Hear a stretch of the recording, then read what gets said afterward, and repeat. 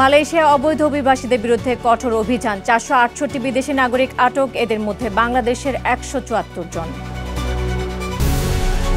গাজার উপকূলভূমির আরও গভীরে অবস্থান ইসরায়েলি সেনাবাহিনীর, আল জাজিরার বিশ্লেষণে 400 বার যুদ্ধবিরতি চুক্তি লঙ্ঘন ইসরায়েলের।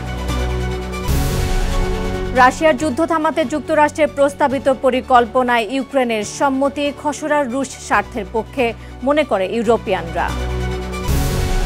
ইউক্রেনের পূর্বাঞ্চলীয় প্রদেশ খার্কিভের প্রধান শহর কুপিয়ানস্ক রুশ বাহিনীর দখলে, 4 প্রদেশের দখল ফেরত চায় ইউক্রেন। এবং ভিয়েতনামের ভয়াবহ বন্যায় 41 জনের প্রাণহানি, নিখোঁজ অনেকে, টানা বর্ষণে তলিয়ে গেছে 52,000-এর বেশি বাড়িঘর।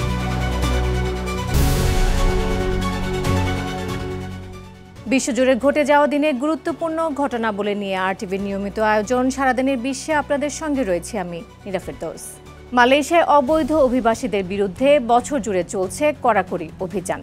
ইমিগ্রেশন বিভাগের প্রতিদিনের টানা অভিযানে গ্রেফতার হচ্ছে শত শত বিদেশি শ্রমিক। তারই ধারাবাহিকতায় বৃহস্পতিবার ক্যামেরন হাইল্যান্ডস এলাকায় 468 জনকে আটক করা হয়েছে। এদের মধ্যে বাংলাদেশের নাগরিক রয়েছেন 174 জন, জানাচ্ছেন আরাফাত ইয়াসার। মালয়েশিয়ায় অবৈধ অভিবাসীদের বিরুদ্ধে চলছে কঠোর দমন অভিযান। বৃহস্পতিবার স্থানীয় সময়ে সকাল 11টা থেকে দুপুর 2টা পর্যন্ত অবজেমপুর নামক এই বিশেষ অভিযানে ক্যামেরন হাইল্যান্ডসের 4টি জোনে একযোগে হানা দেয় ইমিগ্রেশন বিভাগ। ব্যবসায়িক এলাকা, নির্মাণ সাইট থেকে শুরু করে সবজি চাষের খামার সবখানেই চলে কাগজপত্র যাচাই। অভিযানে অংশ নেন 547 জন ইমিগ্রেশন সদস্য। স্থানীয় সূত্র বলছে, অভিযানের সময় অধিকাংশ বিদেশি সবজি প্যাকিংয়ের কাজে ব্যস্ত ছিলেন এবং কর্মকর্তাদের উপস্থিতি টের পাননি। ইমিগ্রেশন মহাপরিচালক দাতুক জাকারিয়া সাবান জানান, 1 মাস আগে স্থানীয় কমিউনিটির অভিযোগের ভিত্তিতেই পরিকল্পনা করা হয় এই অভিযান। উচ্চভূমির ভৌগোলিক অবস্থা, শহর থেকে দূরত্ব এবং স্থানীয় ব্যবসায়ীদের পছন্দের কারণে কর্মসংস্থানের খোঁজে আসা বিদেশিদের জন্য এটি এখন এক ধরনের হটস্পটে পরিণত হয়েছে। দিনভর অভিযানে মোট 1886 জনের কাগজপত্র যাচাই করা হয়। এর মধ্যে 468 জনকে আটক করা হয়েছে বিভিন্ন অভিবাসী আইন লঙ্ঘনের অভিযোগে। কিছু ক্ষেত্রে কর্মকর্তারা টেম্পোরারি ওয়ার্ক ভিজিট পাস নকল হওয়ার সন্দেহ পাচ্ছেন। গ্রেফতার হওয়া ব্যক্তিদের মধ্যে রয়েছে মিয়ানমারের 175, বাংলাদেশের 174, ইন্দোনেশিয়ার 67, নেপালের 20, পাকিস্তানের 16, ভারতের 11 এবং ফিলিপাইন, থাইল্যান্ড, শ্রীলঙ্কা, চীন ও কম্বোডিয়ার 1 জন করে নাগরিক। গ্রেফতার হওয়া অভিবাসীদের বয়স 20 থেকে 54 বছরের মধ্যে। এদের মধ্যে 388 জন পুরুষ, 76 জন নারী ও 4 জন শিশু রয়েছে। পরে তাদের কেলান্তান, পেরাক ও সেলাঙ্গরের ডিটেনশন ডিপোতে পাঠানো হয়েছে। ইমিগ্রেশন বিভাগ জানিয়েছে, 2025 সালের শুরু থেকে 18 নভেম্বর পর্যন্ত পুরো মালয়েশিয়ায় মোট 83,994 জন বিদেশিকে আটক করা হয়েছে। অভিযানের মূল লক্ষ্য অবৈধ অভিবাসীদের বিরুদ্ধে কঠোর ব্যবস্থা নিশ্চিত করা এবং শ্রমবাজারকে নিয়মিত রাখা। আরাফাত ইয়াসার, আরটিভি। বাংলাদেশে ঘটে যাওয়া 5.7 মাত্রার ভূমিকম্পের প্রভাব পড়েছে প্রতিবেশী দেশ ভারতেও। পশ্চিমবঙ্গের হুগলি, নদিয়া, মুর্শিদাবাদ সহ প্রায় সব জেলায় ভূমিকম্প টের পাওয়া গেছে। স্থানীয় সময় সকাল 10:08 নাগাদ কম্পন শুরু হয় সেখানে, যা কয়েক সেকেন্ড পর্যন্ত স্থায়ী হয়। আতঙ্কে অনেকে বাড়ি থেকে রাস্তায় বেরিয়ে আসেন, তবে এখন পর্যন্ত কোথাও ক্ষয়ক্ষতির খবর নেই। এদিকে শুক্রবার সকালে পাকিস্তানেও ভূমিকম্প আঘাত হেনেছে। দেশটির কয়েকটি অঞ্চলে 5.2 মাত্রার ভূমিকম্প অনুভূত হয়েছে বলে জানায় স্থানীয় আবহাওয়া দফতর। ভূমিকম্পের কেন্দ্রস্থল ছিল ভূপৃষ্ঠের 135 কিলোমিটার গভীরে। ক্ষতিগ্রস্ত অঞ্চলের বাসিন্দাদের সতর্ক থাকার নির্দেশ দিয়েছে কর্তৃপক্ষ।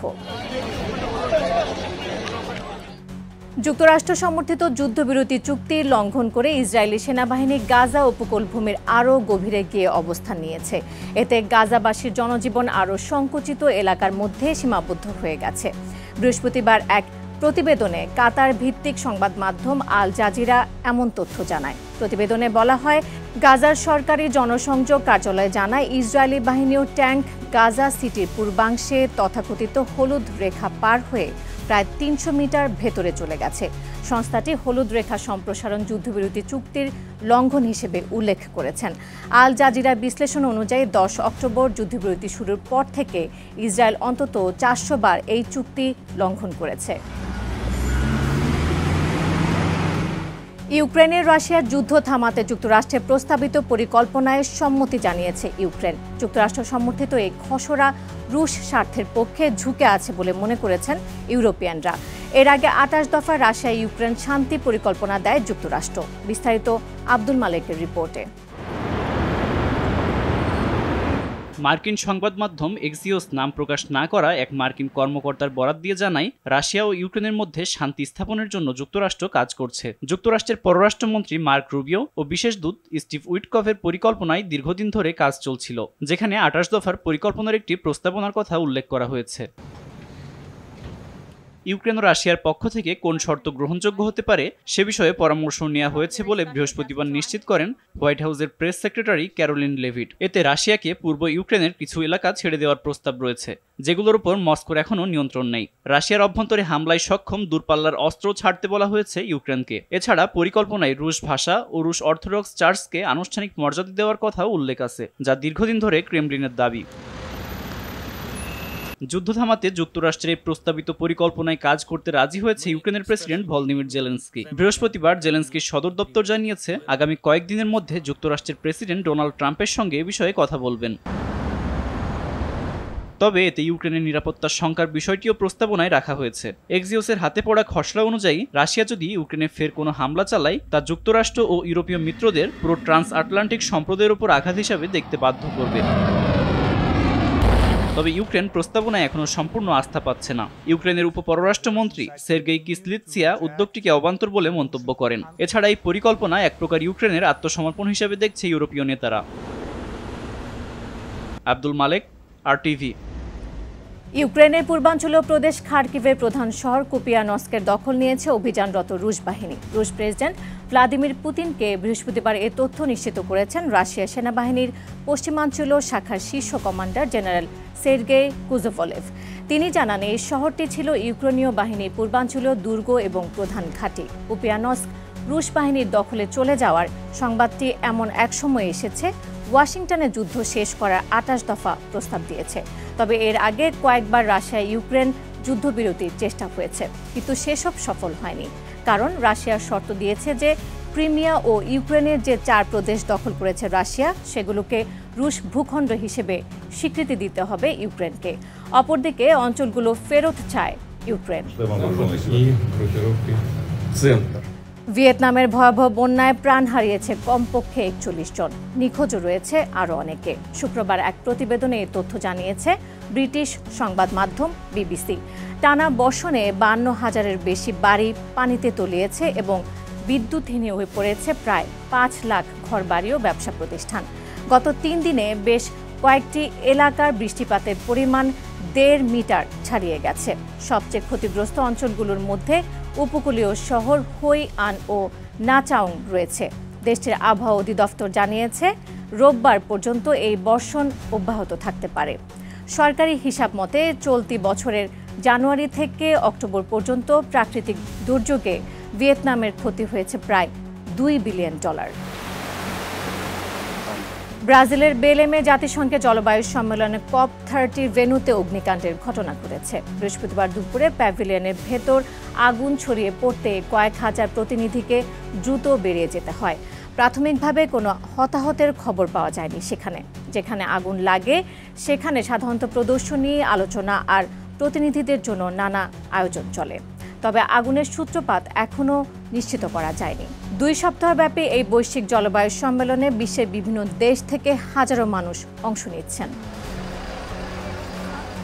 কম্বোডিয়ার মধ্যাঞ্চলে যাত্রীবাহী একটি বাস নিয়ন্ত্রণ হারিয়ে সেতু থেকে নদীতে পড়ে অন্তত 16 যাত্রী নিহত হয়েছে। আহত হয়েছে 24 জনেরও বেশি। বৃহস্পতিবার রাত 3টার দিকে কাম্পং থম প্রদেশের একটি খালে বাসটি পড়ে যায়। এ সময় বাসটিতে 37 জন যাত্রী ছিলেন, তারা সকলেই কম্বোডিয়ার নাগরিক। বাসটি উত্তরাঞ্চলে উদ্দার মিনচে প্রদেশ থেকে রাজধানী ফনম পেনের দিকে যাচ্ছিল। পুলিশ জানায়, দুর্ঘটনার সময় 2 চালক পালাক্রমে বাস চালাচ্ছিলেন। তাদের মধ্যে একজন ঘুমিয়ে পড়ায় এই দুর্ঘটনা ঘটেছে বলে প্রাথমিকভাবে ধারণা করছেন তারা। আর এর সাথে শেষ করছি সারাদিনের বিশ্ব। আর টিভির সাথে সংযুক্ত থাকুন, মতামত জানান আর টিভির সামাজিক যোগাযোগ মাধ্যমগুলোতে।